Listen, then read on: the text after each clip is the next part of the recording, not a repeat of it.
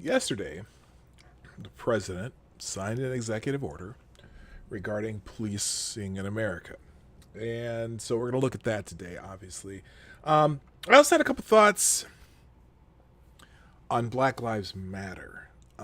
Something that I saw yesterday that got me thinking. And so we'll talk about that. We'll do our regular stuff. I actually have a JUSSIE update today, too. And, being hump day, hump day, we're going to, it doesn't matter. That's a JUSSIE Wednesday. And we'll do our regular Twitter trends, see what's happening in the world, like we do almost every day. If we have time, we might do a truncated version because I got a lot of stories today. But, hey, shall we get it started? Johnny, play the intro. Ladies and gentlemen, coming to you live from the Lucky Dog Studio in a hidden location somewhere in the upper Midwest of the United States of America, it's a brother making his own way but with all the wrong opinions. Welcome to the Morning Night Live with your host, yours truly, P. Dog Night.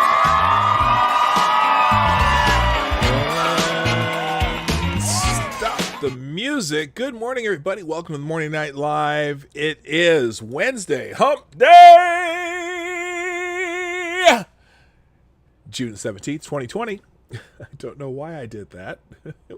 I hope it was entertaining. Today we're going to do a little reggae in the background.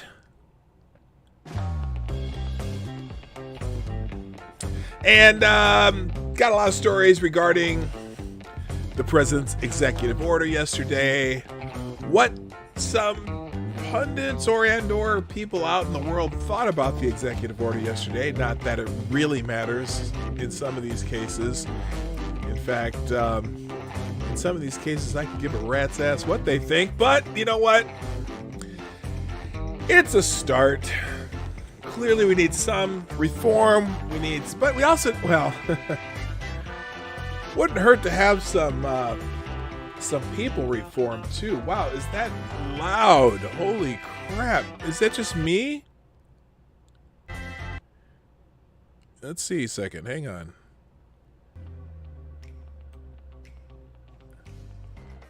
Okay. Okay. I thought that was a little loud. I don't know why. We'll put it back to normal level. There we go. Okay. So anyway, we're going to talk a little bit about the president's effort at reform, or at least the first step as far as, because what we're going to see is the legislators in the Congress, the House of Representatives and the Senate, come up with their own bills on police reform. You're going to see a lot of statehouses do police reform. You're going to see a lot of municipalities do police reform, like here in our good old Minneapolis, where they've already decided that they are going to defund the police. Now, when they say defund, they don't mean necessarily abolish the police department, although some activists would like that. But they want to redirect some of the funds that go to the police departments. Now, I personally think that's a bad idea. In fact, I think if you want to attract better police officers, better trained police officers, but more people who want to be in that profession, it would almost seem like you would need to fund them more. Not necessarily more officers, maybe more training, maybe higher pay so that it's a profession that people want to be in and don't want to risk their lives for nothing. I don't know. But it's hard to say. Anyway, but before we get into all that, let's say good morning to everybody, because I know you guys are used to me doing that. So first of all, first in the chat today was our good friend Cindy Rochelle. Good morning. You get the bell. There you go. That's the bell for Cindy Rochelle. I did not plan that rhyme, but it happened. Good morning also to Rolling Bear, Amy in Connecticut, Maniac Man, Air Early. Good morning to Richo, my friend from Down Under. Also, E. Michael, Gunfox61. Hey, Larry. No, that's his name. Hey, Larry. Big Assassin 80, what's up? Good morning, Cynical Lindsay, Sean DW, Now I gotta scroll because now I finally gotta find some more names here. Calcan L is in his house. What the heck did I do? I scrolled too far. It was up here somewhere. I really scrolled far down. What the hell did I do? I know I saw. Oh, there's Calcan L. Katie Discate. Jonas Pedersen. Good morning. Good morning. Also to Stabbing Joe Scarborough. Don't hurt me, please. Let's see. This is Kyle. What's up? Hello, chat people and P-Dog. That's the standard greeting from. This is Kyle, and I appreciate that. Breaking Quaker is removing Aunt Jemima's image and changing the name. Oh, for fuck's sake. Well, we have our first super chat of the day, and it happens to be the top super chat of the day because the first one always is, so you get to see the little K-pop princess dancing around. Good morning to Eaton. Eaton, thank you for being here. Eaton, last name is Beaver. Eaton Beaver is here. Thank you. Who says, Hump Day! It's Hump Day. You gotta enjoy the Hump Day thing, right? Thank you, Eaton Beaver.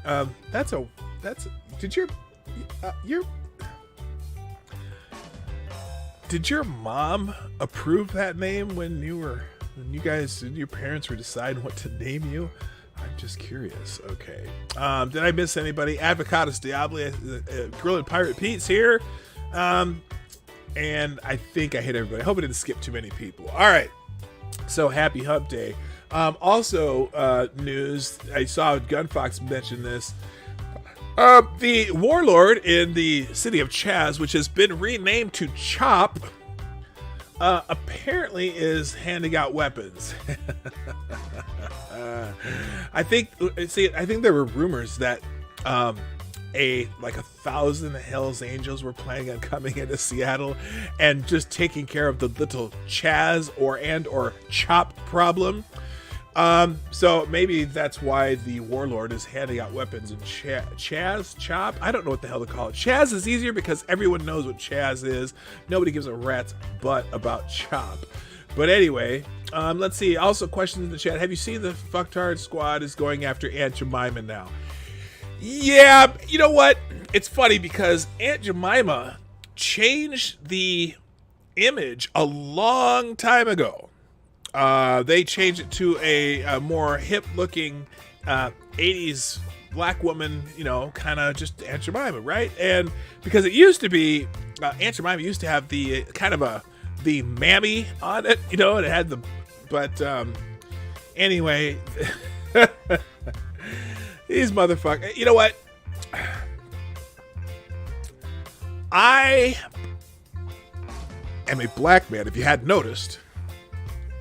And I would imagine that many black people like myself aren't that fragile that we can't see a freaking name on a bottle of syrup and have to, oh, I'm triggered. I don't know. Fuckers, I can't believe this shit. It's going crazy. Anyway, let's see other news in the chat. I'm getting some great news just from the chat. Holy smokes. Aunt Jemima is bad for you. Yeah, it's all corn syrup. Anyway, look, I live in Minnesota, which is not so far from the Canadian border, and we have things up here called maple trees. And maple trees have a sap that if you tap the maple tree and you let the sap come out of it into a bucket, and then you heat that bucket up, you get some really nice maple syrup. And so, but I gotta tell you, maple syrup tastes almost nothing like pancake syrup, because Aunt Jemima doesn't even say it's maple syrup. It says it's pancake syrup. It's mostly corn syrup and some brown food coloring and shit like that.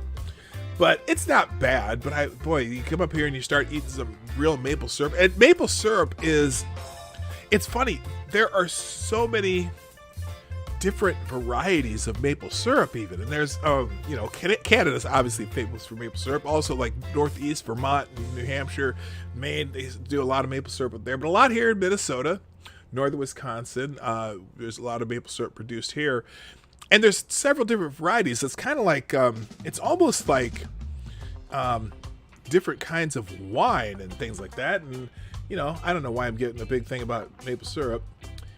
Let's see. All right, so let's see. Let's get back into the chat. They want to rename cottage cheese in Australia. Now it has, even though it was named after the American. Yeah, it's it's getting silly, if you ask me. Even with some of the monuments, like the one monument that they tore down in Philadelphia, maybe they didn't really know who it was, but it was actually an abolitionist, someone who was fighting against slavery in early times. But nope, it's a white male. You're a white male. I need that soundbite on my soundboard, don't I? You're a white male. Remember, what was his name? Something Skrillex. And they was arguing. Eric Millard, good morning. I see you're here. Also, Duck Dog. Oh, Duck, I think one of your cousins was here. Eaton. You know, remember Eaton? Eaton Beaver?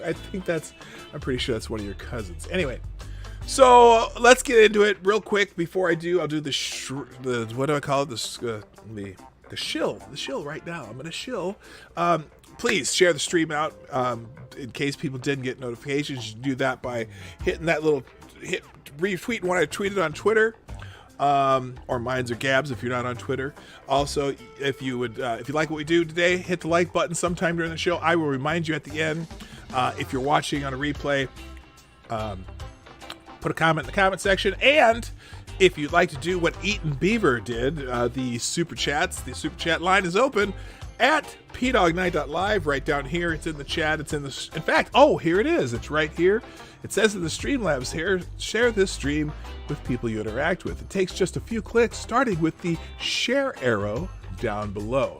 And then also that the super chat link is also in the stream. This show is sponsored by viewers like you. Support the show with your donations and have your super chats read live on the show. Click that link and you can do that if you are able. All right, let's get into the first story of the day. The big story yesterday. Donald Trump did sign an executive order to improve policing standards, which was met with, well, what's funny, it was met with mixed reactions, and you can kind of guess the reactions based on the letter that they put behind their name. Anyway, oh, by the way, W.R. Costin, how you doing? Nice to see you here live. I just saw you tweeted out a video yesterday that I just watched. I'm trying to remember what it was. It was pretty good though. And good morning, Richard Cranium and Amy in Connecticut. Did I already say hi to Amy? Well, I'm saying hi to you again, Amy. Donald Trump signs executive order to improve policing standards. President Donald Trump signed an executive order at the White House. Now, me, not a fan of executive orders. I believe in legislation passed by representatives and president signing it, but I think this is a prelim to some of the legislation that will be put forward right now. He signed an executive order at the White House on Tuesday to improve policing standards after the George Floyd protests. What's needed now is not more stoking of more fear and division. We need to bring law enforcement and communities close together, Trump said at the signing ceremony in the Rose Garden on Tuesday. The president acknowledged the pain felt by black communities after meeting privately at the White House with families of Americans killed by law enforcement. Botham Jean, Ahmaud Arbery, Antoine Rose, Antiana Jefferson, and Darius Tarver. Your loved ones will not have died in vain, Trump said to the families. We're one nation. We grieve together and we heal together. I can never imagine your pain or the depth of your anguish. I can promise to fight for justice for all our people. The president stood with police officers and members of law enforcement, recalling their acts of heroism to protect the American people and the lives lost in the process. Americans know the truth, Trump said. Without police, there is chaos. Without law, there is anarchy. And without safety, there is catastrophe. The president strongly opposed calls from the left to defund police departments, noting that reducing crime and raising police enforcement standards were not opposite goals. We have to find common ground, but I strongly oppose the radical and dangerous efforts to defund, dismantle, and dissolve our police departments, he said. Trump said that Democrats did nothing to fix the problems between police officers and communities during their 8 years under President Obama. They sure freaking didn't. All that stuff going on, happening during just think of all the people, all the names that you see on those lists that you see at the Black Lives Matter protest and now graffitied on buildings. Notice most of those names, most of those events happened between 2009 and 2017. Yeah, you notice that? I've noticed that. And yet, when I see people talking about, oh, this is Trump's America, really? Even the ones that just pop off the top of my head. Eric Garner, Trayvon Martin, Freddie Gray, Sandra Bland, all the names that you hear over and over and over. And the reason you hear them over and over, the reason it's so easy to memorize the names is because there's not that many to memorize. At least but anyway, I'm going off on a tangent here. Arbery was not a law enforcement death. Yes, I'm very aware of that too. That was the other thing. They always named Trayvon Martin and Ahmaud Arbery, and but those weren't law enforcement. But anyway, all right. So here's some of the things that they're under the executive order. The Department of Justice offers incentives for police departments meeting modernized enforcement standards set by independent organizations. Trump said that the standards would include a ban on chokeholds with an exception of when an officer's life was in danger. That is such a... The chokehold thing is just that's a tip of the hat to Eric Garner, who wasn't killed by a chokehold, but that's the popular myth, and obviously to George Floyd, which, even though technically it wasn't a chokehold, I think it falls under the line of chokeholds, even though it technically is not. But that is probably the most rare of rare of ways that people die via cop. It's extremely rare. I mean, most are shootouts, vehicles, crashes during a chase, which they'll call a police caused death. Even so, 09 to 16 gunfights. No, 09 till January 20th, 17. That's what I meant. I just saw your thing from a while back. Anyway. All right, the Department of Justice will also create a database tracking police officers who repeatedly violate excessive force guidelines. That is probably the best thing to come out of that, and it's probably going to be in the legislation. Like I said, the Senate and the House are both drawing up legislation. Because what happens, the police unions, a cop gets fired one place, and then he just goes and gets a job somewhere else. Okay, if you need to... If you're going to move from one department to another, you need to have a clean record. And I think that's a very good idea. Also, forcing local departments to report to the system in order to receive federal grants. Okay, that's fine. So they'll set up that database. That's a good one. The order also requires the Department of Justice and the Department of Health and Human Services to offer resources and training to help police in cases of mental illness, addiction, and homelessness.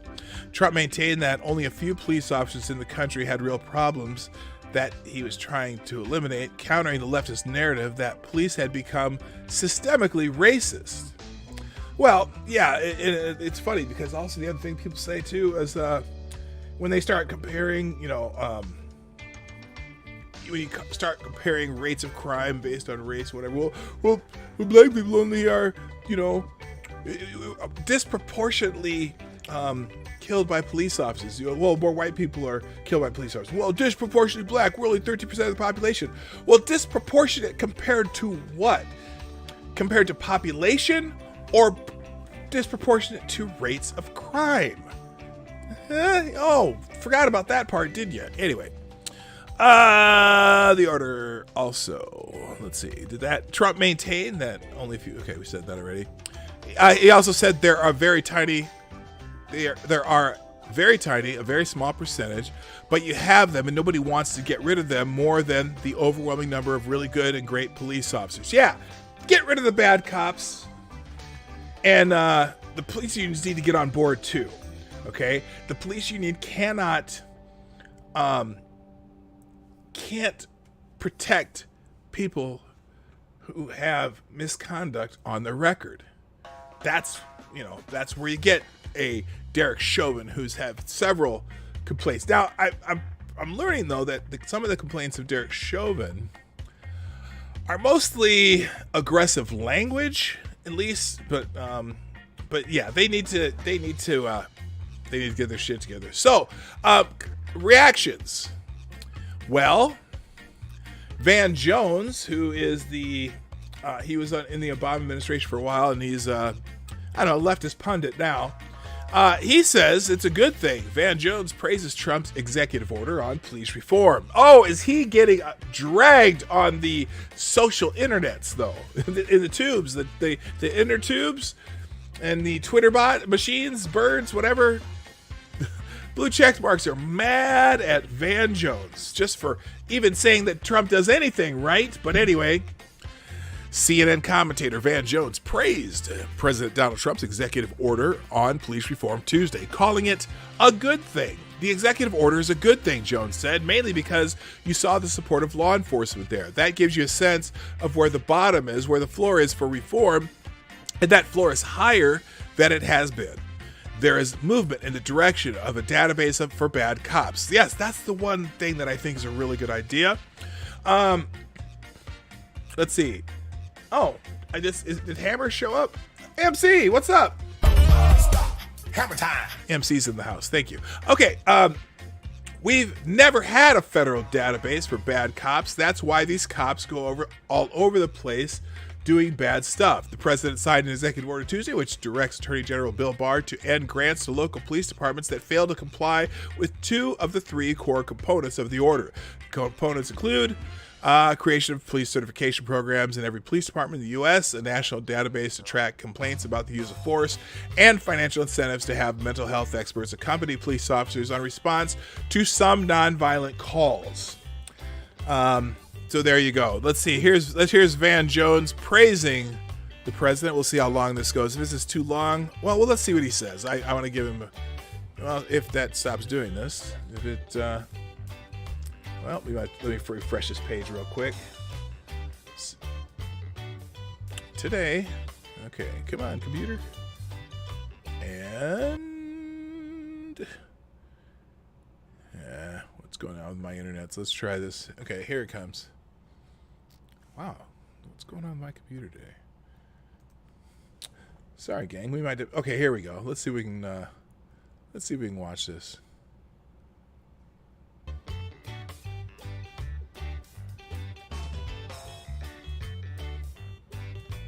Oh, good Lord. Well, here it goes. Jones continued. It started off with a lot of unity, and then it moved off into politics, and that. While Jones praised the executive order, he argued that Trump's speech Tuesday in the Rose Garden fell short. It started off with a lot of unity, then it moved off into politics and that whole bunch of stuff that people are going to fight about. Jones said, all that stuff is classic Trump. It'll be gone tomorrow. While normally critical of the president, Jones has praised Trump in the past for his work on criminal justice reform, including the First Step Act, which Trump signed into law at the end of 2018. So, all right, so there you go. Now, what's funny, not everybody praised the president. Chuck Schumer, everyone's favorite smarmy prick in the United States Senate. Hello, Mike Savage, by the way. Blarg. Chuck Schumer, everyone's favorite, like I already said this, favorite smarmy prick, ripped Trump executive order on police reform. Okay, before I even read this article, I need to remind the smarmy prick of the Senate, Chuck Schumer, Chuck,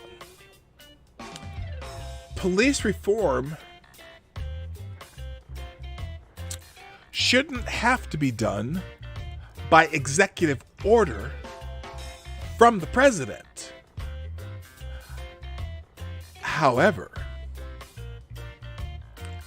at least the current president has taken action on police reform. Because when your last president, who was in the office for a full 8 years,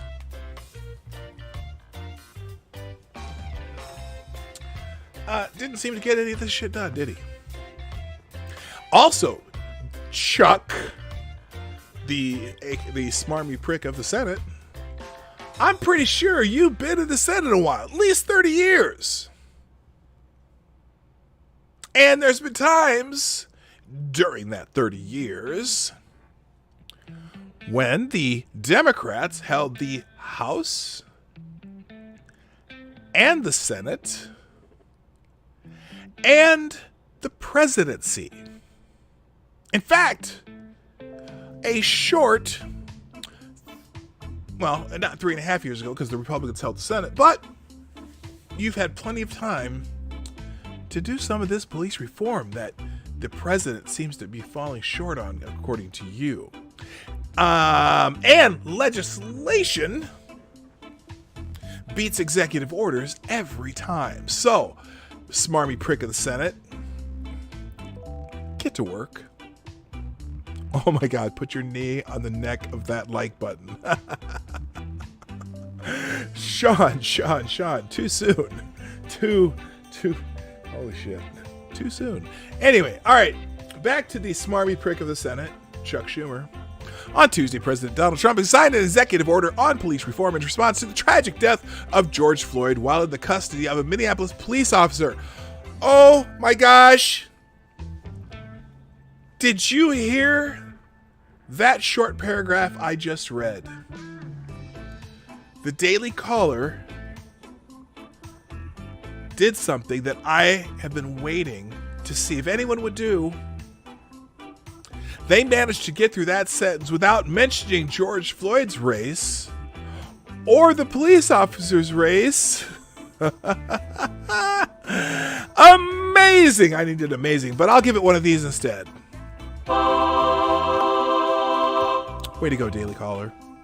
In a statement, Schumer dismissed the executive order as a modest move that fails to offer anything comprehensive. Motherfucker, the President of the United States does not write law, you jackass. That's your job. If you want something comprehensive, then your job as a senator is to write that law and convince at least 51 senators that it should be in law, possibly 60 if it's anything controversial in it, to make sure that you get it cloture. But it literally, you have to write the law and convince somebody. So if you want something comprehensive, by all means, write the law, you dumbass. But anyway, while the president has finally acknowledged the need for police, finally acknowledged. I'm sorry, I'm parsing already. Willett Forge, how you doing? What do you mean finally acknowledged, Chuck? Where have you been, Chuck? You write laws, Chuck. Where the hell have you been, Chuck? What do you mean the president finally acknowledged? This president's only been here 3 years. Mike Brown, Freddie Gray, Trayvon Martin, who wasn't killed by a cop, Sandra Bland, who wasn't killed by a cop. What do you mean finally acknowledged the need for police reform? Finally compared to what, you dickhead? While the president has finally acknowledged the need for policing reform, one modest executive order will not make up for his years of inflammatory rhetoric and policy designed to roll back the progress made in previous years. What the fuck are you talking about? Unfortunately, this executive order will not deliver the comprehensive, meaningful change and accountability. Executive orders don't do comprehensive anything, you dumbass. Write the law if you don't like it. Holy shit. I'm sorry. I can't. This pisses me off. You're abdicating your duty to the president. You don't want to have to put your name on something, Chuck. That's why. It does not deliver the comprehensive, meaningful change and accountability in our nation's police departments that Americans are demanding. He continued, Congress needs to quickly pass strong and bold legislation with provisions that makes it easier to hold police officers accountable for abuses, and President Trump must commit to signing it into law. Well, there you go. Because executive orders aren't made for that. Language? Did I swear? I didn't notice. I'm swearing? I see a couple people talk about me swearing. Yeah, I'm not. It's not my style normally, but this motherfucker's pissing me off. And I swore again. Okay. The order by Trump banned the use of chokeholds unless the officer's life is in danger while instituting information. Yeah, we already know what it does. As noted by The Hill, the GOP-controlled Senate and Democratic-controlled Congress have authored their own comprehensive bills on police reform. The House bill on police reform also includes a ban on chokeholds, a national standard for appropriate force, and a federal database of police misconduct. Wow! The same thing the president has! Senator Tim Scott, South Carolina, said the Senate bill will address chokeholds by redirecting funds away from police departments that refuse to ban them. The police... What the fuck? Is there an epidemic of chokeholds killing people in the United States? This chokehold thing is such a... It's such a canard. It's just... It's... Wow. You know what? Are they going to have a ban on people pointing weapons at you next? Because that's usually when people get shot. Jesus. We reduced funding for those agencies that do not have a ban against chokeholds. I'm not going to eliminate it at all. We're working through the legislation. Congressional Black Caucus Chair Karen Bass told Fox News on Sunday that the Fraternal Order of Police have supported aspects of police reform. Yesterday, I had an hour-long meeting with the Fraternal Order of Police, and they are very supportive of the idea of national standards and significant training. She said, you should be accredited to be a police officer. Any profession that allows you to use lethal force, there should be very significant training. Well, I think they most do.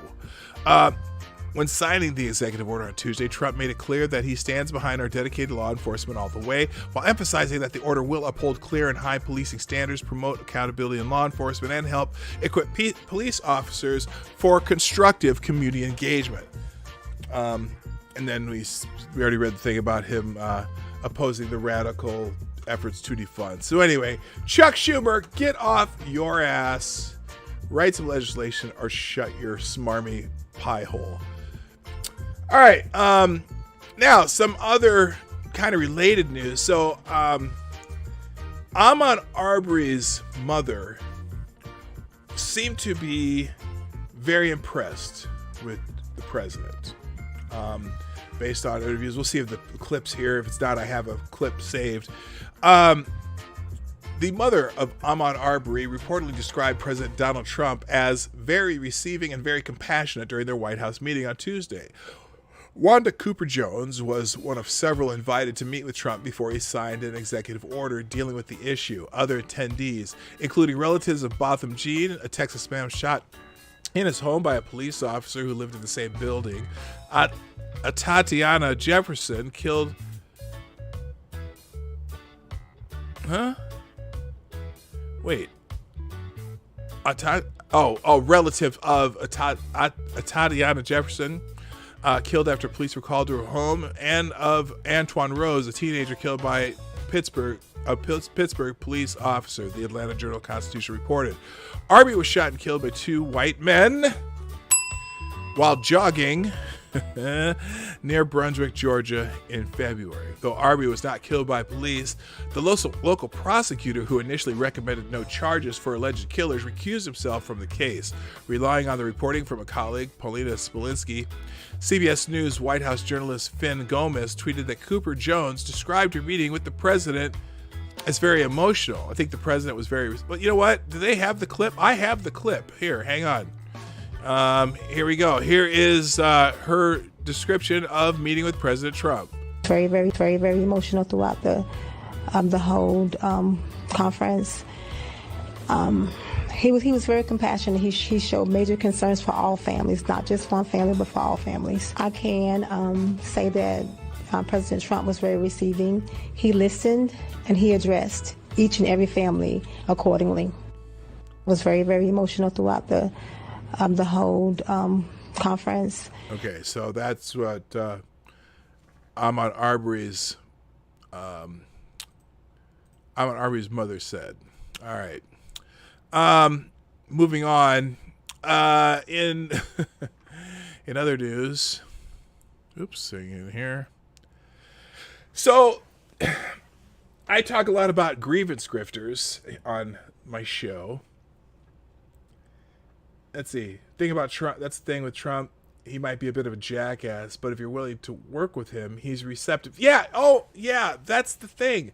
You know, when they were doing the prison reform, a lot of the people that were in those prison reform meetings are people that have no love for Trump whatsoever. But he sits down with people and talk with them. And I've watched some of the not live, but like video of different conferences where he's talked to people who've been at a round table. And he's very good with people when he wants to hear and listen. He listens to people, and I think that's why the whatever prison reform came about. I think that's why when he came and met with these people, he's good with people. And I've never heard anyone come out of these meetings going, oh, fuck Trump, except for other politicians. But that's I can understand that because fuck them. All right. So back to the grievance grifters. The Minnesota Freedom Fund slammed after revealing less than 1% of donations have been used to bail people out of jail. Now, the Minnesota hello. Oh, by the way, good morning, Sapphire Dragon and BG, who I just read your thing, and that's why I said that. So, welcome to the show. So the Minnesota Freedom Fund is not a new organization, but they said that, they were taking donations to get people who were jailed during the Minneapolis riots, the protests, yes, the protests here, riots here, the riot portion of the activity that the people were doing in Minneapolis. So they said they were taking donations to get people out of jail. And on this, they raised, I don't know if it's 30 or 35 million dollars.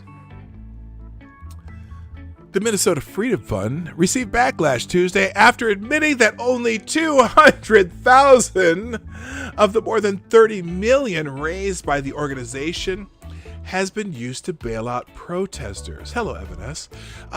Nationwide protests, some of which escalated into violent riots, began May 25th after the death of George Floyd, a black man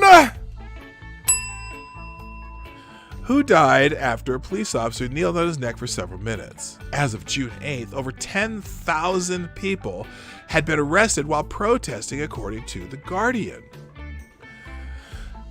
Donations flooded into the Minnesota Freedom Fund during the protests after the organization said it was working to pay bail for people who were arrested while protesting. Celebrities like Seth Rogen, Steve Carell, Jamila Jamil, Pete Holmes said they had donated to the fund and encouraged other celebrities to match the donation, according to Variety. Without jeopardizing the safety of the folks we bailed out, we paid well over $200,000 in the weeks since the uprising alone, the group said on Twitter Monday. We're working on doing more. The announcement sparked backlash from the crazies, who were asking where the rest of the money went. Out of $200,000 out of $35 million, I don't want to see what's going to happen in the morning when people wake up and see this trend. and trend it did. It was hilarious. Minnesota Freedom Fund admits they've only used $200,000 of the $35 million they collected to bail people out. They also use the word y'all in their statement because they think they can pander their way out of this fraud. This is what Democrats do when you give money. Cool. Quit gave much more than $200,000 in free services, free medications, and free medical equipment than a charity that received $35 million. And we aren't even a charity. We have received a whopping total of $0 in donations. The Minnesota Freedom Fund must be fully investigated. Now we got to make it racial. This white-run organization allegedly collected $35 million and only used $200K to actually bail out protesters. Those of us in the real grassroots have been getting folks out of jail on our own. This is why we have to stop the co-opt. No anti-black racism. So that's Tariq Nasheed. Tariq Nasheed. What is it? Wash your ass, Tariq Nasheed. Problem is, you know who else is raising millions and millions of dollars off of this?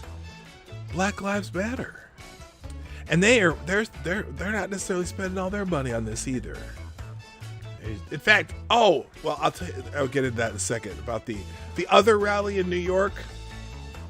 We'll have to have a chat about that. Anyway, others were sympathetic to the organization, saying it was probably difficult to handle the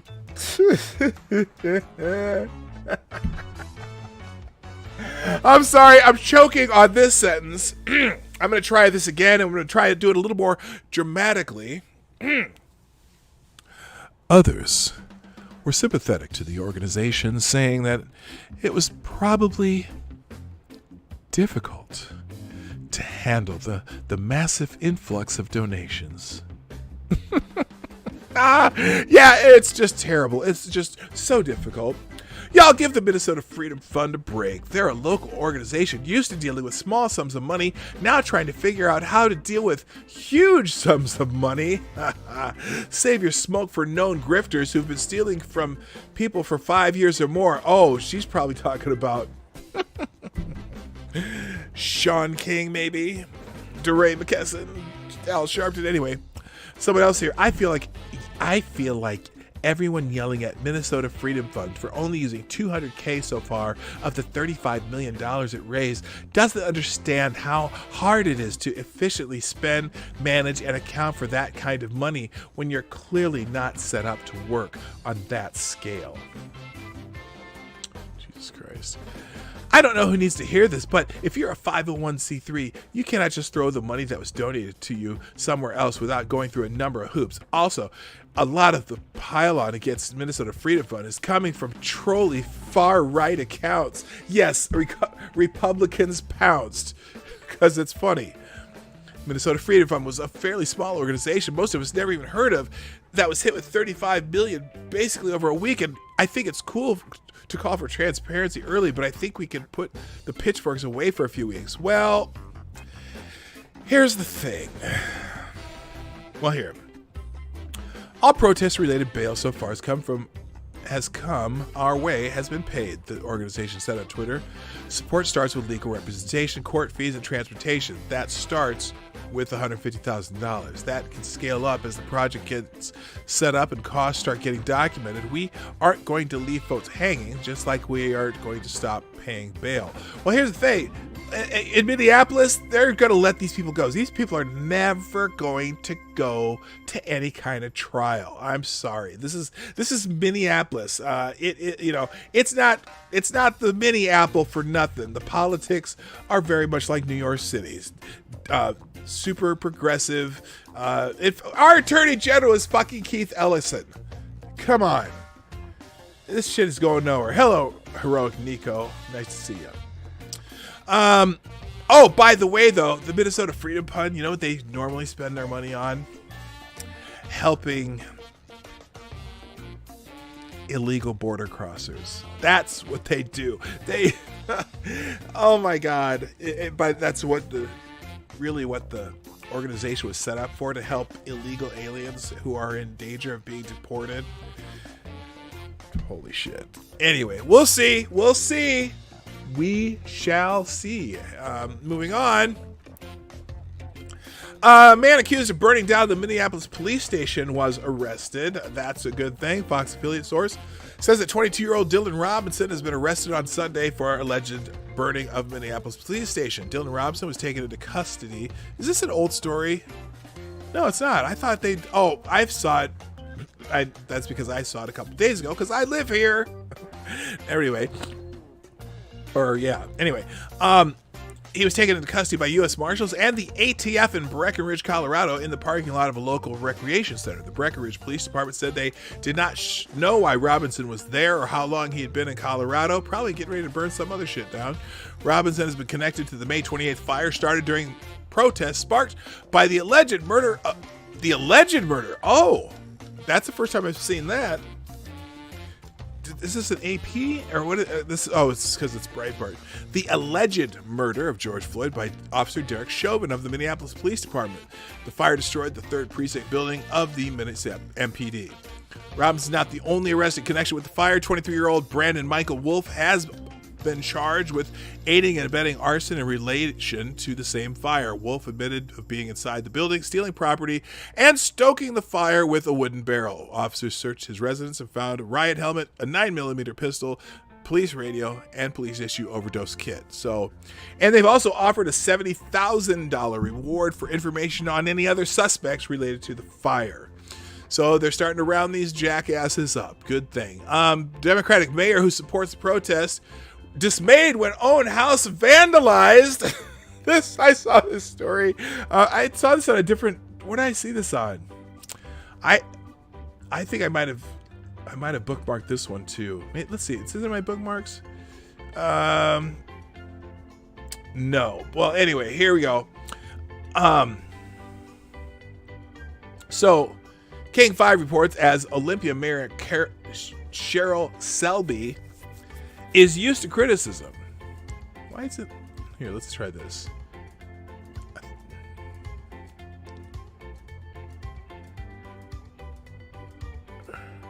Okay, here it is. Here's the article. In fact, maybe is this the video? Let's try this. This is a surveillance video of vandalism at her house. So the protesters are coming right up to her house. Okay, what the hell? No thanks. No, I don't want them. When you buy a mattress from the experts at Slumberland, you get to sleep on it for 120 nights. And if you're not happy, so yeah, they're up here painting on her house, vandalizing her door. Anyway, here we go. As Olympic Mayor Cheryl Selby is used to criticism. During May Day protests in 2018, she watched demonstrations in front of her home. But last Friday night, the protests came to her front door. Selby's home surveillance video captured images of someone spray painting graffiti on Selby's front door and front-facing exterior. Selby agrees with the protesters who say reforms are needed as to how communities are policed, especially in regards to people of color. We're just beginning to chip away at institutional racism in law enforcement across the country, but also in our own community. Okay. Beautiful dreamer. Whoa, what the hell? Shut up. How'd I turn that off? First, we... Okay, there we go. Okay. So, she's saying chip away at institutional racism. So are there laws that say arrest the brother first? I don't know. Anyway, in law enforcement across the country, Selby said the Olympia Police Department has a good reputation nationwide, thanks in part to 2016 public safety levy that focused on supporting the community instead of hiring more officers. and it's Olympia, Washington, because it's not a big town. Anyway, hey, Annalyn, how you doing, bruh? Including crisis response unit with trained social workers responding to people that are experiencing a mental health breakdown so they're not greeted with an officer versus somebody that is not in uniform. Selby said the next day city council meeting, members will discuss limiting the use of tear gas. Okay. As for calls to defund the police, Selby said it will be discussed in the city of Olympia. We definitely will be pulling people around a table discussing what defunding or reallocation for public safety means, said Selby. She said she is currently dealing with 3 separate crises: homelessness, the COVID-19 pandemic, now civil unrest. She's asking for patience for those calling for major changes to police policy. There's no quick fix to this. But anyway, yeah, she's a little surprised that they vandalized her house. Let's go to Albuquerque, New Mexico, which is going to begin using social workers to respond to certain 911 calls instead of police.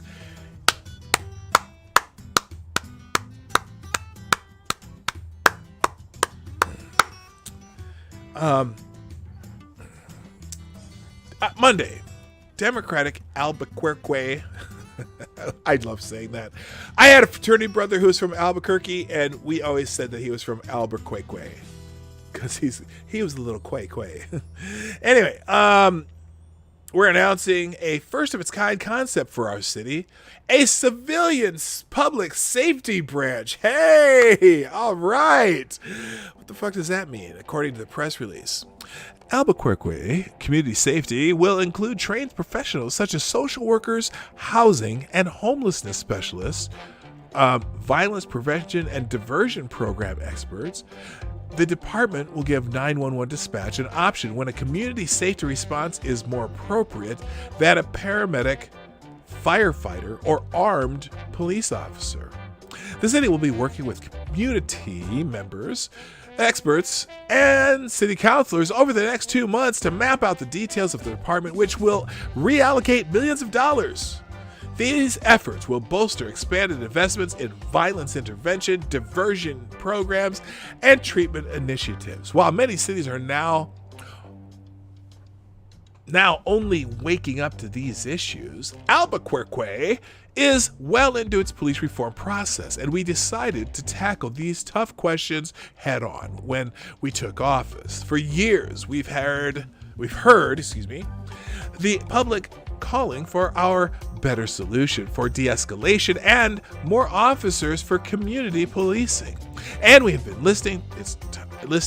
It's time to stop asking officers to do everything. Well, that's what some of the officers have complained about. There are certain cases where that maybe they shouldn't be the person who should as a mental health expert. I think, though, the one problem is they've talked about this with domestic violence, and I think you still maybe need to have a combination of people, a uniformed officer and some sort of counselor might be helpful. But anyway, this is not a terrible idea in my mind, but the terrible idea is that you still have to have uniformed, armed police officers for a large number of things. But anyway,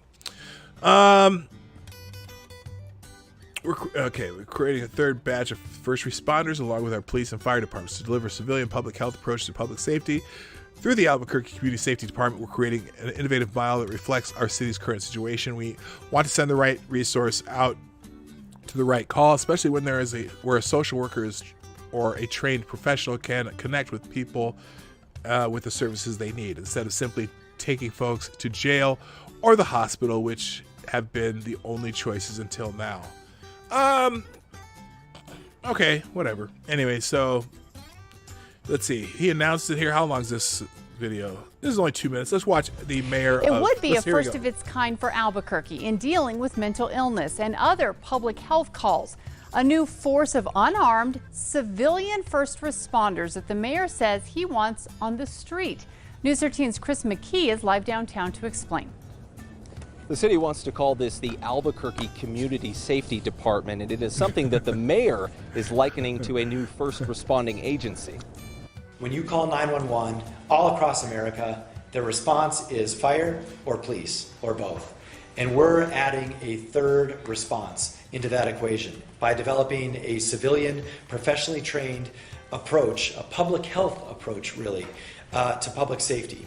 And that The city says this concept has evolved out of just the last couple years working on ways to take pressure off of police officers who've really been the go-to for thousands of health-related calls for years. APD, of course, is in about 6 years of Department of Justice-led reforms after showing a pattern or practice of using excessive force, particularly toward the mentally ill. Now, the mayor envisions this new community safety department responding to calls for mental health or wellness checks, drug addiction, public intoxication, homelessness, among others. This whole concept of just... Okay, hang on a second there. This makes me nervous, the way that was put, because dealing with drugged people, you know, that can get out of hand and get dangerous really fast. I'm just thinking that may be where you need a combination of people. But anyway, let's go. Asking an officer to get some training and then do more for new problems, we really got to think about. And this is something different. We would hope that, again, the non-violent or non-criminal welfare checks could be done by unarmed Mike Savage, good point. Civilians, ? Fuck that. A civvy will have no authority. But what I think what they're saying is they're creating a new first responder that does have authority, not not like civilian volunteers, but actual. I guess you wouldn't have to call them so. They're actually thinking of a new type of first responder based on the type of call it is. So that's just it. But yeah, so bring back state mental health centers. Yeah, are they going to have the guys coming in the white jackets? That's the one thing I'm wondering. Anyway. Civilians who are professionally trained. Yeah, civilians cannot handle drugged up people. Only lead pills are the way to go. Well, Gunfox, that's a little extreme, but yeah, I'm not excited about dealing with people on drugs. They can become dangerous very quickly. Now, despite this announcement, the city is really planning everything out for this initiative still, including I don't care about this anymore. Hired, all right, also anyway, all of the stop. rules and All right, moving on.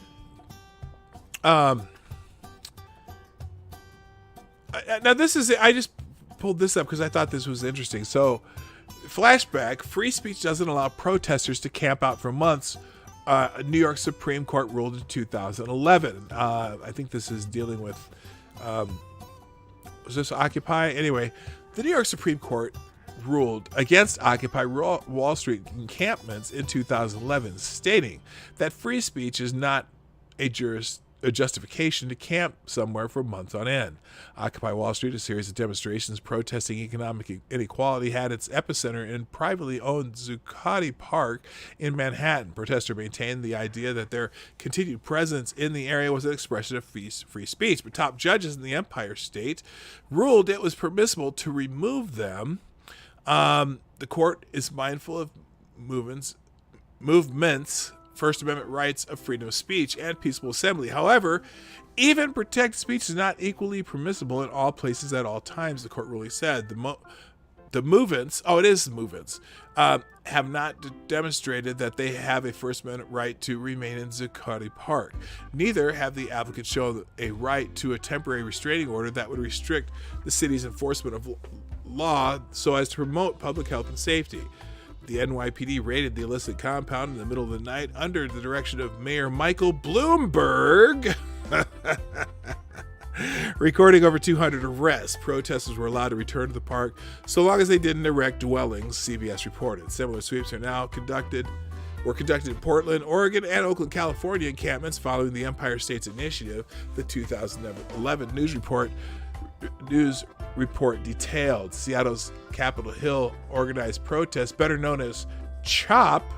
That's what it stands for now. CHOP, Capitol Hill Organized Protest, has seen thousands of demonstrators, some of whom are armed, occupy a 6-block zone around the city's abandoned East Police Precinct for over a week, CNN reported. The proclaim police-free commune, has advocated for racial justice following the death of George Floyd, who died.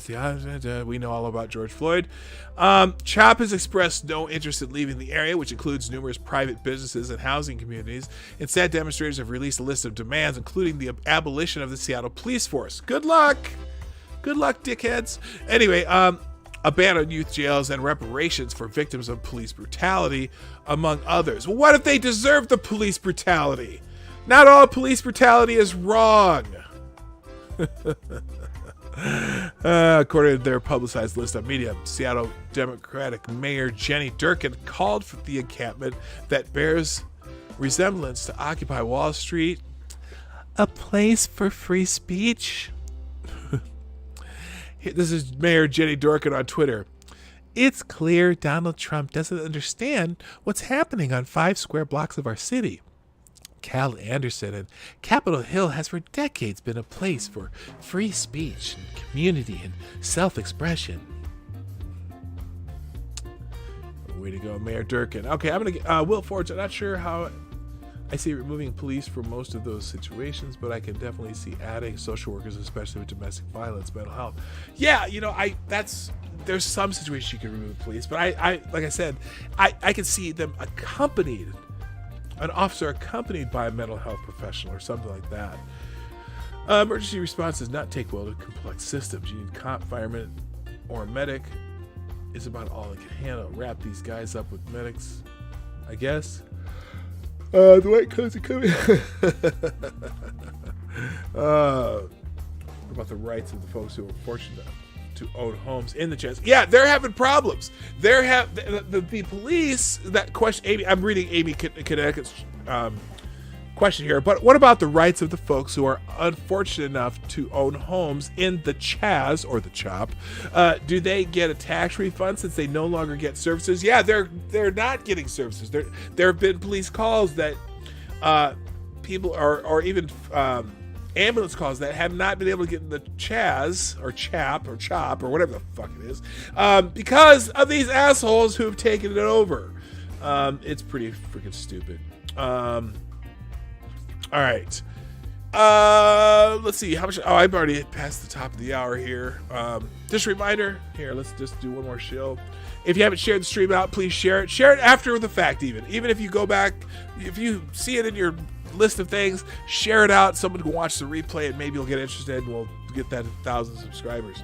And hit the like button if you like what's going on so far before you have to go. If you have to drop out, make sure you hit the like button on the way out, and then super chat through the Streamlabs link in the description down below, and it's somewhere in the chat. If you scroll up, you'll find it. Okay, moving on.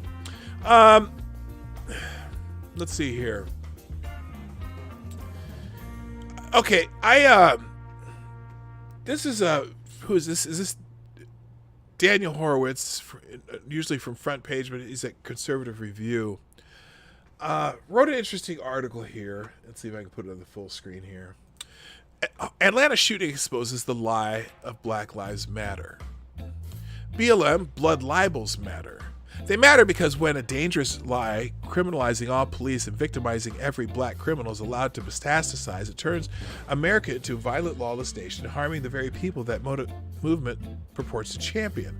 The new rioting over what appears to have been an act of self-defense on the part of an Atlanta cop demonstrates that this movement was never about justice for George Floyd. Now, before I even go any farther into this, I mentioned the huge rally in New York City the other day, where they apparently Black Lives Matter was organized a big huge rally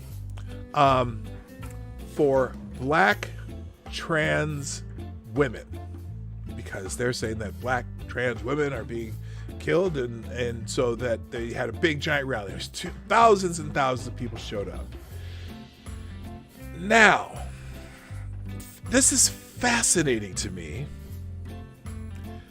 because, why am I still on this? Put me on the screen. I need this on the screen. This is fascinating to me because, yes, we should be concerned. Now, their specific concern for black trans women is fine. That doesn't bother me at all. there's been like 8 or 9, 12 across the country. I think there's been 12 black trans women who've been killed, murdered, so to speak. But I find this fascinating because the Black Lives Matter movement seems to focus on outlier events. This whole thing over the last, since George Floyd's death, has been only about police officers who kill black people. Now, that, in the big picture of things, is an extremely rare event. But we know all the names because the news media and Twitter and everything obviously magnifies those events so that they become a big, huge deal. And some of them, are obviously, like George Floyd's death, beyond the pale. But for a vast majority of police shootings or police kill people, it's completely justified. Okay, mostly in shootouts again, or the process of killing someone who's putting someone else's life in danger, things like that.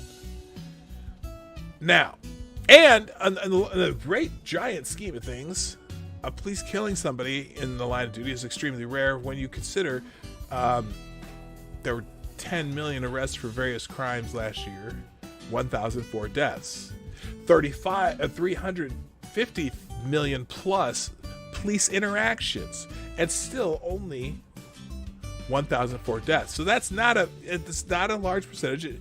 Now, some of them certainly make you want to have police reform and things like that. But Black Lives Matter sprung out of supposedly black people being killed by police.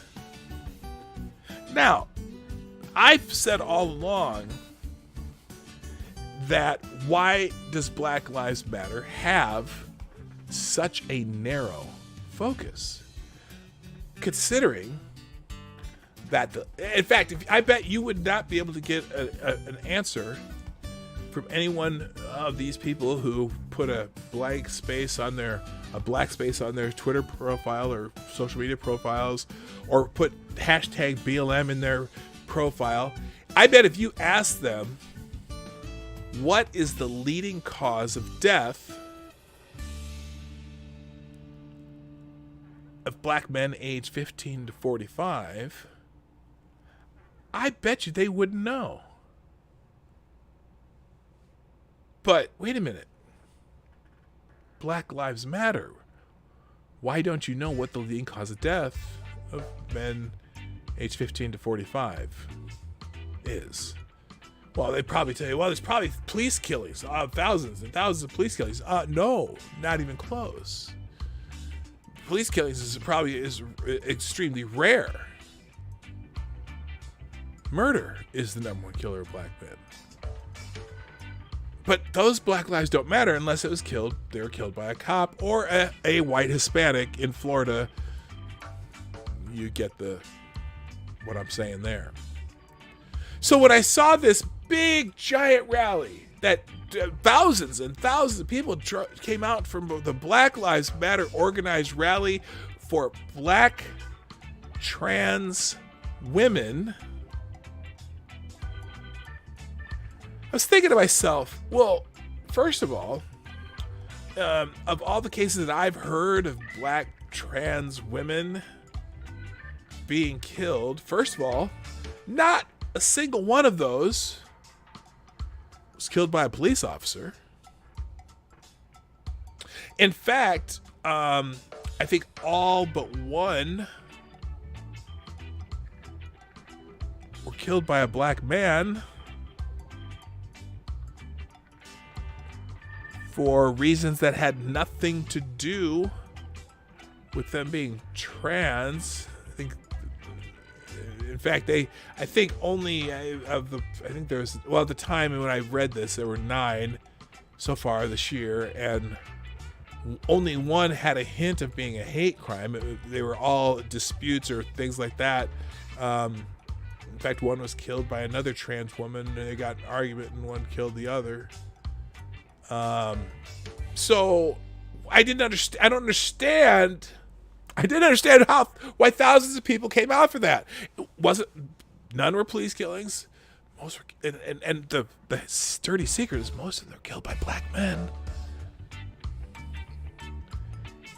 But Black Lives Matter. Well, wait a minute. Why don't you know what the leading cause of death of men aged 15 to 45? Wouldn't that, did those, what is it, I think it was like 7,000 last year, or no, I think it was 2,600 maybe, I don't know. And most of those were, I mean, I'm talking like the Center for Disease Control numbers. The leading cause of death, black men. It's higher than heart disease or any accidents or anything like that. 50% of those deaths of black men ages 15 to 45 is murder. To compare, so, well, what about white and white crime? Let's see, every time we talk about this black and black crime, it's what about white and white crime?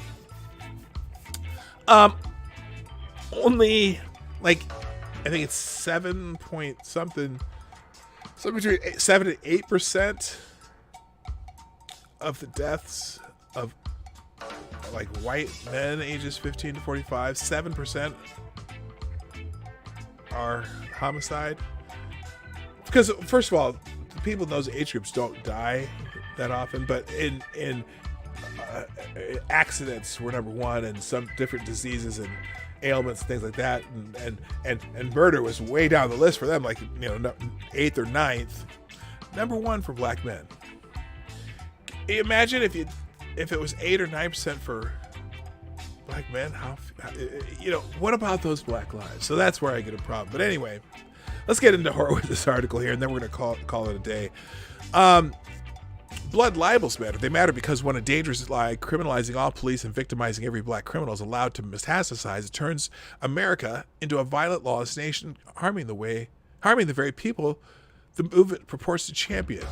The new writing of what appears to be an act of self-defense on the part of an Atlanta cop demonstrates that this movement was never about justice for George Floyd. The reason why the video showing the killing of George Floyd sparked so much outrage is precisely because it was so anomalous in police encounters. The video appears to show Minneapolis cop Derek Chauvin kneeling, presumably with a lot of pressure on Floyd's neck for 9 minutes, and in a contained situation long after Floyd had been subdued. Well, now we know that the outrage was not over an anomalous act. What the latest blood libel in Atlanta demonstrates is that those pushing the lie seek to criminalize basic police work and lionize queer criminals who needlessly escalate arrests into violent altercation, often killing others. Cop who shot Rayshard Brooks dead is fired. As body cam shows, the black man talking politely to cops was the headline. Oh, that's the headline in the Daily Mail. Cop who shot Rayshard Brooks dead is fired as body cam shows the black man talking politely to cops. That was their headline in the UK Daily Mail to describe the shooting of Rayshard Brooks, 27, in Atlanta, Friday night. Quote, Rayshard Brooks was shot and killed when he was merely asleep on the passenger side, not doing anything, proclaimed NAACP Vice President Gerald Griggs. Here's a tweet from the AP regarding the incident. Body camera footage released by Atlanta police shows Rayshard Brooks appearing good-humored and largely cooperative with two white officers for about 40 minutes during an encounter that ended with Brooks being fatally shot by police. Now, does that tell you the story of what happened there? That's an incredible tweet. If I've watched it, the whole thing, yeah, the offers were good-humored and largely cooperative too. They were very good-humored and very polite to Mr. Brooks. But that's their tweet about that end. Listen to this again. Body camera footage released by Atlanta police show Rayshard Brooks appearing good-humored and largely cooperative with two white officers for about 40 minutes during an encounter that ended with Brooks being fatally shot by police. Wow. This is no different from the old blood libels against Jews in Russia. Any sane person watching this video will realize that, yes, the police were very amicable to him, but that all changed when Brooke violently resisted arrest and grabbed the taser from one of the cops on the scene and smacked him across the head with it. You can clearly see in the video that the cop drew his gun when fleeing Brooks turned around and fired the taser at him. Clearly, this case is in line with the vast majority of police shootings of both black and white suspects and many others that the media turned into blood libel against the cops, such as the Michael Brown case in Ferguson, Missouri in 2014. It was clear self-defense, and had the suspect been white, we would have never heard of it. The cop wouldn't have been fired, and the rioters wouldn't have burned down the Wendy's where the shooting occurred, nor would they have blocked the interstate. And frankly, had they done so, the power of government would have immediately crushed their actions. I'm seeing some commentators who clearly concede the self-defense point, but lament that something so low-level as a drunk driver blocking Wednesday's drive-thru could result in death. Yeah, it's tragic. Yeah, this is what many cops have to deal with regularly. Many violent career criminals are often caught committing low-level crimes. Cops approach them as if they are innocuous, just as in this case, where clearly the cops treating him as someone who just had too much to drink. They were so polite to him. I'm shocked that they took so much time even talking to the guy. He was clearly shit-faced. Anyway, but there's something interesting about violent criminals who barely serve time for past offenses. They are not deterred from acting violent again. Cops never know when someone is going to turn violent on them. In this case, Brooks appears to have had an extensive criminal record, which included violent criminal charges in Georgia. Now, in this case, bringing up his past, probably has a relevance in that people who've had these types of things happen before, you never know if this is the guy. So he's had theft by taking. I don't know what that means. Cross county, theft by taking, speeding, false imprisonment, simple battery. Oh my God. False imprisonment, battery, false imprisonment, theft by taking, felony cruelty, obstructing an officer, false imprisonment, meaning that they had someone falsely imprison themselves, felony with, felony cruelty, theft by, this guy's got a whole bunch of shit going on. It appears that the last bout with the law was in Lucas County, Toledo, Ohio, on December 30th, when he was charged with violating his probation as a fugitive from Georgia and was returned to Georgia on January 6th. He appears to have had a criminal record dating back to 2010 when he was a juvenile, along with numerous parole violations. The system really gave him a lot of grace, as did these police officers while they were talking to him about his sleeping, passing out in the car in the Wendy's drive-thru. Good morning, Black Hebrew Israelite. That's right. And check your logic. Good morning. And and Cairo Alexander, how you doing? Holy shit, Batman. Hi Renee Miette too. According to the Atlanta Journal-Constitution, he was working for a restoration company in Toledo, Ohio. The paper doesn't say where he worked, but the company evidently put out a message on Instagram praising him. Oh my God. I've never experienced this type of heartache. I can barely see the letters to type through the tears. Can I tell you who Rayshard Ray Brooks was? He was kind. He was loyal. His smile would encapsulate his entire face. His laugh was infectious. Our clients loved him and would ask about him often. He was one of the hardest working employees we've ever had. There was nothing we asked him to do that he wouldn't. He was a fast learner. He was the first one to arrive to work every day and the last one to leave. And he rode a bike, no less. He wanted to be the best he could be for his family. He was in Toledo to take care of his father. He was funny and he was dedicated. He was always in good spirits. He was proud of the work we were doing in the city. He was proud to be a part of the ARC team. We loved him, and I know he knew that. We always helped him whenever he needed us. I'm so very sorry, Ray, that we couldn't help you last night. I'm so very sorry that we couldn't protect you from that terrible fate. protect him from attacking the officers? That was he sealed his own fate. You know, people want to say, "Oh, a taser's not deadly." That doesn't matter. He fought with the officers. He battered the officers. He stole a weapon, ran, and then turned and pointed the weapon at him, at the officer. And as much as you don't want anyone to die, the officer didn't go outside of his duty on this one. George Floyd, officer should be in prison. Ray Brooks, officer probably shouldn't have been fired. But the Atlanta Police Department is really scared. Hello, Gamer Valine. Could Brooks have been running from the law? He appears to have served only 4 months of a 7-year sentence in 2014 for charges and convictions of simple battery. Maybe that, who knows? Maybe he thought he was going to go back to prison for a long time. Simple battery, cruelty to children, false imprisonment, family violence battery, receiving stolen property, criminal interference from the government property, weapons charges, and obstructing law enforcement officer in the preceding years. It looks like there were numerous probation violations until a parole officer issued a warrant for his arrest on December 20th, 2018, when he had fled to Ohio. He fled! It's not clear why he wasn't put back in prison when he was returned to Georgia this past January, but it appears he was supposed to report to the Clayton County Probation Office and was scheduled for a February 5th parole revocation hearing, according to court records. So that maybe explains why he decided to run and try to get away. That would explain why he violently resisted arrest on Friday night. Could he have been a criminal with a violent record who got parole instead of hard time and continued to violate his parole? Well, thus far, the media has been silent about his record and has lauded him as the ultimate family man. ABC News did an interview with his employer in Toledo and praised him as a dedicated to hard work and his family for moving to Ohio in the spring of 2019 to support them.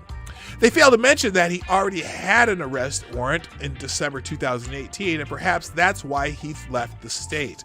They failed to mention in the original underlying crime of family violence and cruelty to a child. ABC quotes his former employer saying that Brooks left the company in December to go back to his family in Atlanta, but indicated that he was going to return after getting some ducks in order. Well, those ducks might have been his surrender to the extraditing authorities on December 30th, thanks to the cooperation of Lucas County. This is a video of Brooks lamenting his probation situation just a few weeks ago. Let's see if this plays. Okay, well, I'm Rayshard Brooks, 27 years of age, have 3 kids, I'm happily married. And, as you were saying, I want to piggyback on the monitors and actually how the system is working. It's basically, stereotyping, Right. Like I said, I have a job. Absolutely. I'm a full-time carpenter. So, as of now, I'm waiting for probation to give me a interstate compact for my probation. But, as I said, they're not moving for me. Right. I'm on their time, so. And also in the same interview, he says, the moment I get out of hand, go back to jail I go. Yeah. So, I've been doing my part. Yeah. But the moment I do anything out of hand, back to jail I go. Right. Huh. That's do everything in the that's an interesting stereotype. Yeah. All right. If you want to watch the full 5-minute interview, I have a family. Yeah. I'll put that in the chat. I've been out of work for about 2 or 3 weeks now. My recidivism and imprisonment and that kind of stuff. All so right, we're looking at stuff like waiting for probation. All right. So the truth is that George Floyd's protests were never about justice or racism. There was never any indication racial animus involved, and the cops were indicted very swiftly. The entire premise of the police brutality directed specifically toward black victims is nonsense. But when it comes to suspects who are black shot by police, the media and culture create a soft bigotry of low expectations that rioting is acceptable. Take the police shooting of Daniel Shaver in Mesa, Arizona, for example. On January 18, 2016, cops were called to the scene of a hotel where someone thought Shaver was brandishing a firearm, when in fact he was showing someone a pellet gun he was using for his job as an animal trapper. The following is a video of the encounter. Okay, we're going to skip that. You've all seen that. That's where they shot him in the hallway.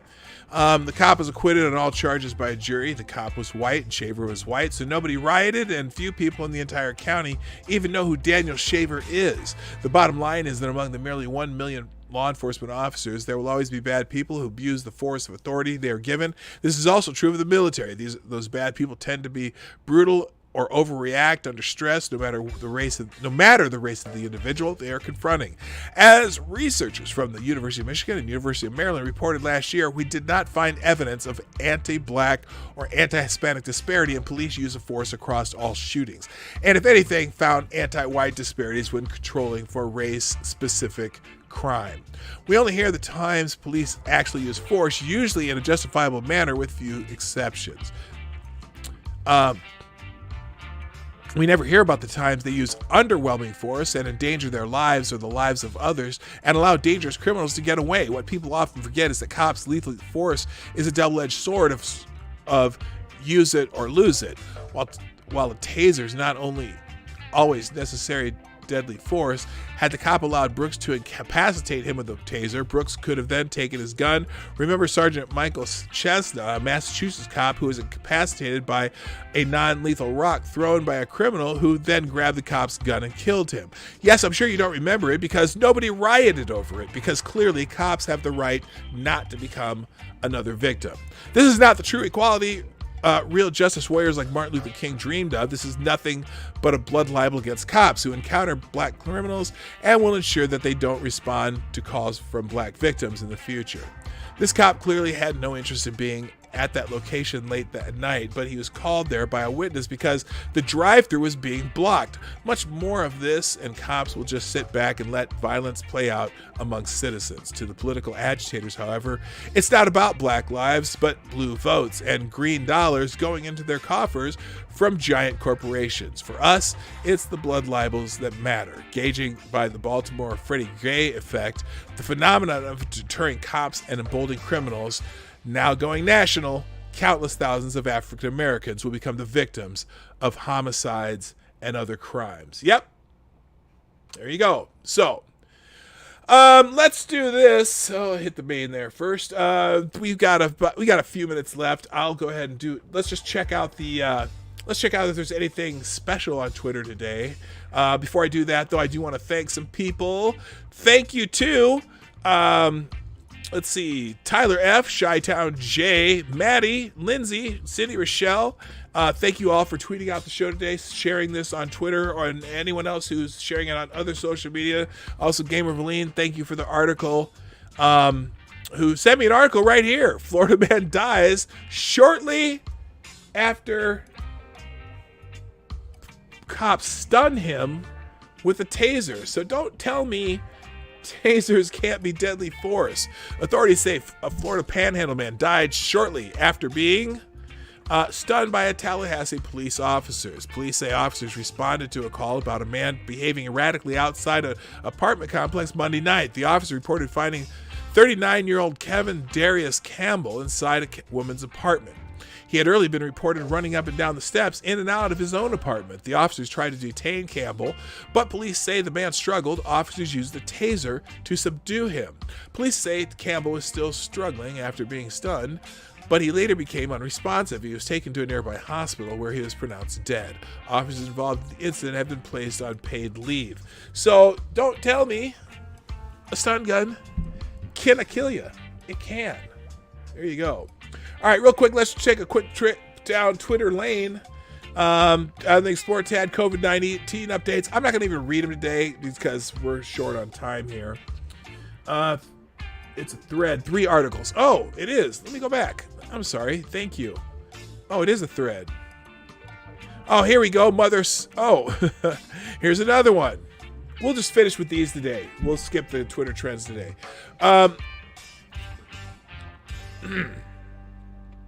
Robert Jaskansky, taser death, Quasi-Millington sentenced to 30 months for perjury. sentence even longer than the mother said she hoped for. I don't know what this Constable Kwesi Millington, the RCMP officer who fired a taser the night Robert Dushansky died at Vancouver International Airport, has been sentenced to 30 months in prison for perjury and colluding with his fellow officers at an inquiry into the death. That's a longer sentence that, I'll just say the man's mother had hoped for. Let's see. Let's get into the meat of this. Dushansky was tasered by the Royal Canadian Mounted Police multiple times at Vancouver Airport in 2007 after 4 officers responded to reports of a man throwing furniture. All 4 officers were charged with perjury following the inquiry into Dushansky's death after testimony inquiry Commissioner Thomas Braidwood called patently unbelievable. So this is another person who died from a taser. And finally, the third one here. Man dies after being hit by a police stun gun. Okay. Albany, Oregon. A man died Wednesday morning after Albany police shocked him with a stun gun during an altercation, Oregon State Police officials said. The incident started about 8:20 a.m. when Albany PD community service officers stopped to help a stranded driver near the intersection of Sounding Road and Denver Street. That community service officer asked for non-emergency help from a patrol officer. A physical altercation ensued between the motorist and 2 Albany police personnel, the motorist assaulting the community officer. The officers called for backup, and one of the officers used a taser on the man. 2 officers are struggling with him inside the car, and then a female officer comes over the door. The door was open, and says, "Quit resisting, I'm going to tase you," said Peter Yeager, who recorded the incident on video. When they were tasing him, he was yelling, "You're killing me, you're killing me." The man went limp and unconscious, so officers started CPR and used an AED to try to revive him while Albany Fire Department crews were en route. He died at the scene. Late Wednesday night, OSP identified the man as 45-year-old James Plymill of Albany. So, saying that, let's see, a taser is generally classed as less lethal or less than lethal, but there are 45 circumstances that can lead to a taser death. Yeah, if it's too close to your heart, if it's too close to your brain, it hits you wrong, it can absolutely kill you. So, thank you so much, Gamer Valine, for sending those over. I'm going to skip Twitter trends because I got to go. But hey, everybody. Fantastic day here at the Morning Night Live. 51 people in the chat. 34 likes. Hit the like button on your way out the door. Also, if you'd be so kind, again, share the stream. Let people know that we're here. The more the merrier in the chat.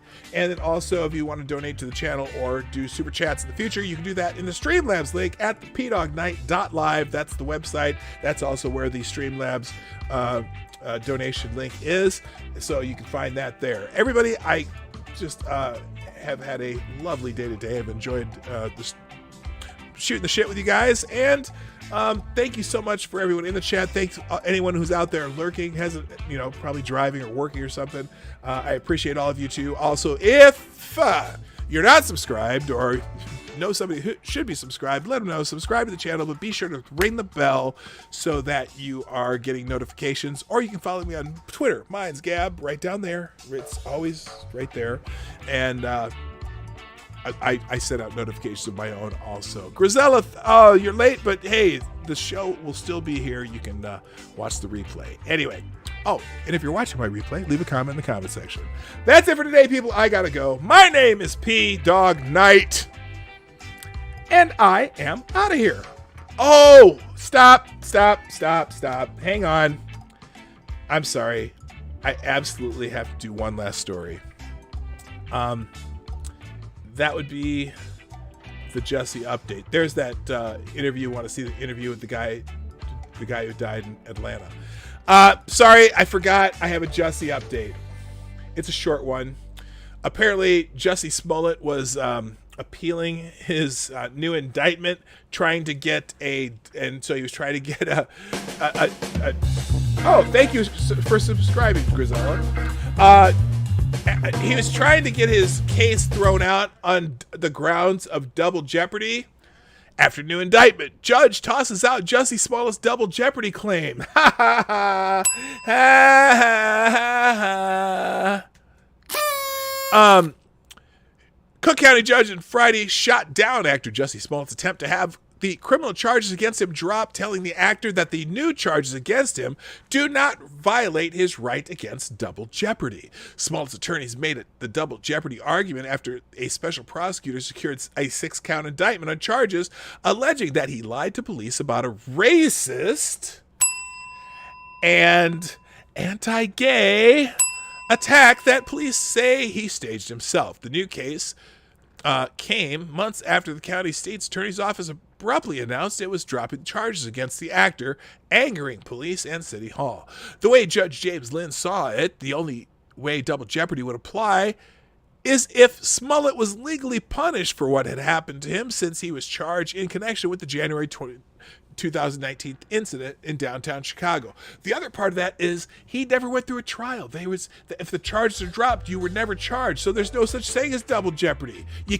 You weren't tried for the first one, but double jeopardy means you can't be tried twice and punished twice for the same crime, or even charged twice and go through a trial for something you were pled guilty, you were innocent of before. Once you've had the trial, you can't have another one. But there was no trial. It was dropped. So there's no double jeopardy.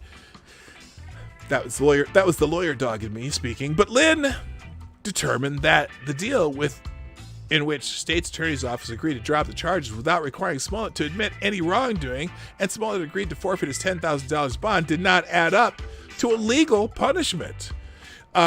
There was no trial in this case. There was no jury impaneled. No witnesses were sworn. No evidence was heard. And no guilty pleas were ever entered. Nothing like that ever happened, Lynn said of the 2019 case. There was no adjudication of this case. Smollett contends that early on January 29, 2019, he was walking home when two masked men approached him, made racist and homophobic insults, beat him, looped a noose around his neck before fleeing. He said his assailants, at least one of whom he described as white, told him, "This is MAGA country." I haven't said that for a long time. A reference to President Donald Trump's campaign slogan, "Make America Great Again." Weeks later, the story was already received international media attention, took a shocking twist when the police alleged that Smollett, who is black and openly gay, had paid two black friends $3,500 to help him stage the attack because he was unhappy with his salary as an actor on Empire, a Fox series that got canceled because of Jussie Smollett. That's not what it says here, but that's what happened. Anyway, let's see. All right, so they dropped the charges. And now he's the Black Tupac. There he is. I don't know what the fuck he doing. Oh, that's not him. Is that him? Or is that Michael B. Jordan? I can't tell. Oh, that's Michael B. Jordan at a George Floyd protest. Anyway, so he got indicted, and they're not dropping the charges because it's not double jeopardy. Fuck off, Jussie. Fuck off, Jussie. Fuck off, Juicy. I said your name 3 ways. Anyway, people, I gotta go. Thanks again. I'll try this again. My name is P Dog Knight, and I'm out of here. Bye-bye. Hey, this is P Dog Knight, and thank you for watching today on the P Dog Knight channel. If you have an observation or remark you'd like to make about this video or my channel, I absolutely welcome you to write it in the comment section down below. I really look forward to hearing from you. And before you go, if you like what you saw but you're not already subscribed, please make sure you hit the subscribe button and definitely click that bell that pops up afterward so you'll be notified when I post new videos or when we go live. I broadcast my live show, The Morning Night Live, Monday through Friday at 10 a.m. Eastern, 9 o'clock Central. A special thank you to all supporters of this channel who share our videos on social media and who make donations through the Streamlabs link, which is also in the description down below. Thanks again, and until next time, I'm P Dog Knight, and I'm out of here.